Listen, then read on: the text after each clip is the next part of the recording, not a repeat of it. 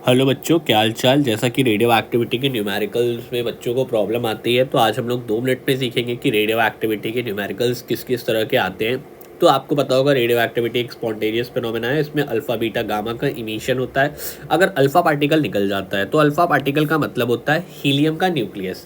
Helium का nucleus से अगर हम बात करें तो इसका जो मास नंबर होगा वो 4 होगा और जो एटॉमिक नंबर होगा वो 2 होगा। मतलब जैसे ही एक अल्फा पार्टिकल निकलता है तो उसका जो मास नंबर होगा वो 4 से कम हो जाएगा और जो एटॉमिक नंबर होगा वो 2 से कम हो जाएगा। ठीक है, लेकिन अगर हम बात करें बीटा पार्टिकल की, तो बीटा पार्टिकल में मास नंबर में कोई चेंज नहीं आता है। एक न्यूट्रॉन एक प्रोटॉन में कन्वर्ट हो रहा होता है और एक साथ ही साथ इलेक्ट्रॉन निकल रहा होता है वहाँ पे, लेकिन इसका जो एटॉमिक नंबर होगा वो 1 से बढ़ जाएगा।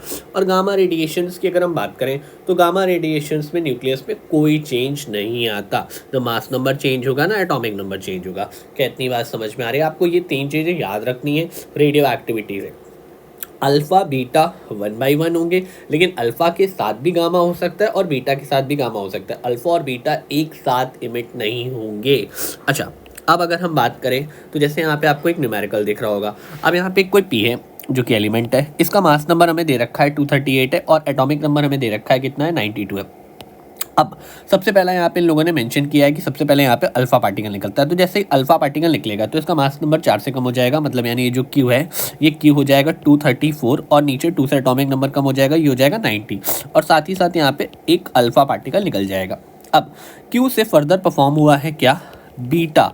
तो बीटा में मास नंबर तो कोई चेंज नहीं होगा, मास नंबर में कोई चेंज नहीं होगा, लेकिन अगर हम बात करें इससे जो आर बनेगा इसमें एटॉमिक नंबर 1 से बढ़ जाएगा। मतलब जो आर होगा यहाँ पे अगर हम बीटा पार्टिकल, ये हो जाएगा 91 और मास नंबर में कोई चेंज नहीं होगा।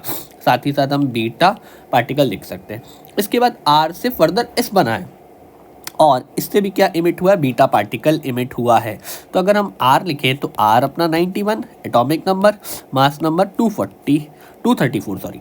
ठीक है, इससे बीटा निकला तो वापस से जो एस बनेगा उसके मास नंबर में कोई चेंज नहीं होगा, लेकिन एटॉमिक नंबर 1 से बढ़ जाएगा, 92 हो जाएगा और यहाँ पे हम वापस से क्या लिख देंगे, एक बीटा।